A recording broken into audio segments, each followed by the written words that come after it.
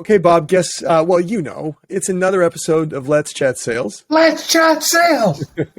And so we're going to talk about, I thought we should talk about these open mic pitch nights. You know what I'm talking about. When you do a pitch to someone, to a company, to an investor, to a room of people. And you got... Right. Or a friend. What? It could be to a friend, right? Could be what... Hey, what are you up to these days? Yeah, well, I guess I don't pitch friends much, but...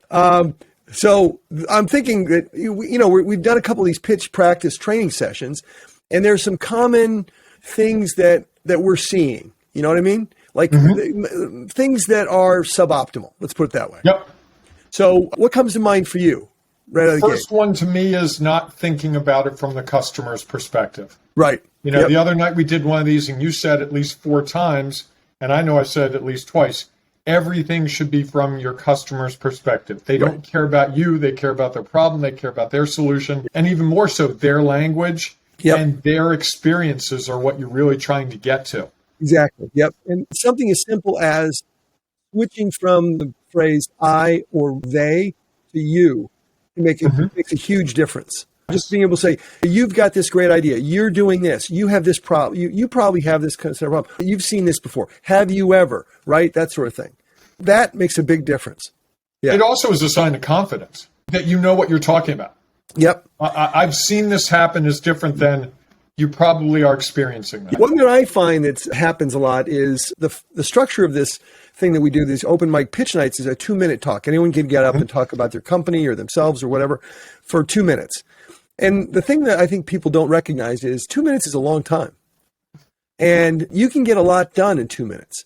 But people have a tendency to rush. And there's something we said for pacing and pausing and taking a moment and letting people, you ask a question of someone in the course of your presentation, you have to wait a second to allow them to ostensibly answer, at least answer in their head, right? Mm-hmm. Yeah, I think that's a big one. You ask the question at the start, what's the biggest problem your company faces now? And you go right into it, and you don't give them the second to be like, well, it could be finances, could be this, could be this. They need to go through that. And also, I think when you make a dramatic point, you've got to stop. Or if you crack a joke, you look at great comedians, they crack the joke, and then they wait for the applause to die down. So you've got to give people that space, or else the second time you crack a joke, they're not going to, they know that they're going to get in trouble if they laugh, because they won't hear what you're saying. So control that a lot. That's funny. Among all the presenters we had the other night, humor was not a common. There were just a couple instances where there's humor. That's kind of and it works so well. It does. Yeah, it's disarming. I think it also shows that the person speaking is comfortable with their topic. If you can make a joke about it, like the other night, one of the people talked about funding, and he said, "We're looking for $1 million in funding." No. And it was just funny. Yeah. It was just right. legitimately funny. Yeah, at the time. Because so many people pitch $1 million. And he's like, no, that's not what we want. It was actually 10. But yes. Was it 10? Okay. But what I found myself doing was, after he said that and I laughed, I was really eager to hear what the real number was. Yeah, right. It made me pay close attention to the next thing in a way that I wouldn't have otherwise. That's a good observation. I like that. What do you have? What else? I think having command of the space. We saw some presenters. Thankfully, they didn't have a podium to stand behind. Yep. But making eye contact, some of those simple things, looking people in the eye, moving around a bit, using your hands, not being a stick figure. Yeah. Those go a long way. Smiling. Yep.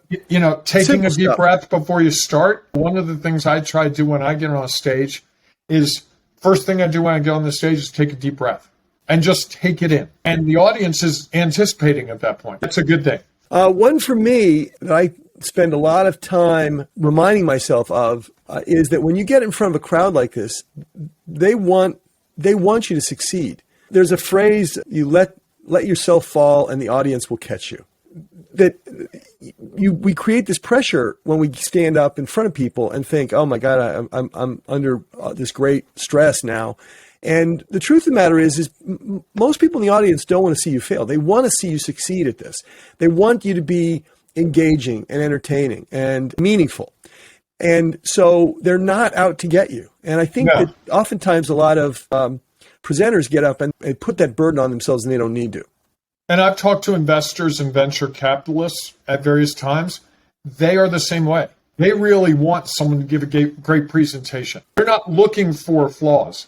They're looking for great things. And I think the more you can keep that in mind, the more powerful you can be in achieving that goal of getting up in front of someone in 2 minutes and sharing something valuable. I'm gonna push back on you a little bit there because that's a crowd that's particularly critical.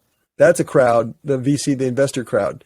They are a critical bunch as a general rule. They're looking for success. They want to see good stuff, but they're quick to figure out where the problem is, and what they'll do is they'll point out the problem, and then they'll see how you respond to it.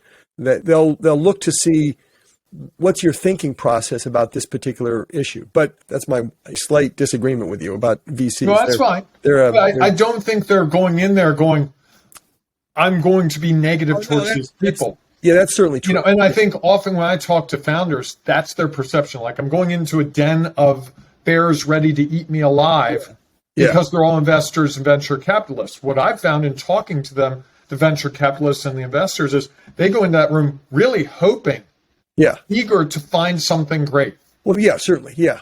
What else? What else do you have? I'm running out, actually. Really? Yes. You have more? We talk about we talk a little bit about getting their attention at the very beginning. Mm-hmm. No, right? Very good.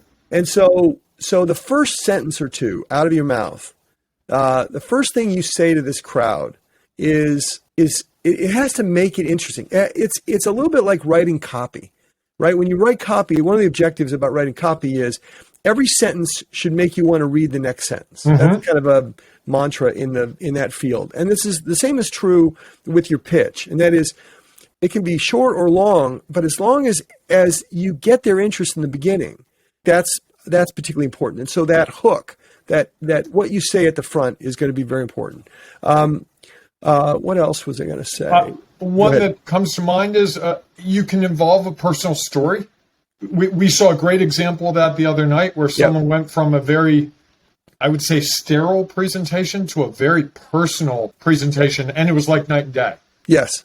Yeah. So much so that in the middle, she reached a point and the audience started to clap in support of this moment that she achieved, which was just really amazing, because if you can get the audience to clap in the middle, you've got something going on. And I think so often people are trying not to make it personal. Not that we want to know that you were sitting in your basement for 8 years thinking about this problem, but why you're passionate about it.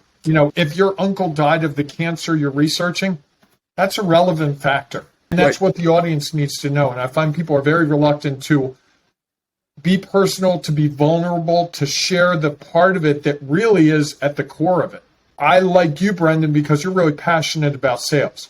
And it's who you are. We were out for drinks the other day and you were doing some sales coaching in that moment. And that's just who you are. Successfully, you might add. The other one I have is less is more. And that is, I found that a number of people in the session were trying to pack too much stuff into the 2 minutes. And it overwhelms the audience, but more importantly, it overwhelms the speaker because you have to remember all these details. So if you can chunk things into smaller bites, and you mentioned stories. If you think in terms of one particular story, and then it links to another story, and it links to a third story, and then you're done. That sort of thing, you get that story comfortable enough. It's a little bit like telling a joke. You know how a joke goes, and you tell it a few times, you get the point where you know all the details, and you can just rattle it off and you remember it. And in the same way, 3 different little stories can make your pitch and put you in a position of comfort.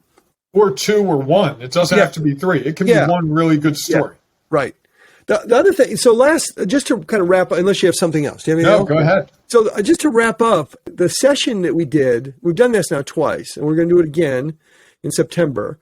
I'm stunned at how much progress you can make in a couple hours.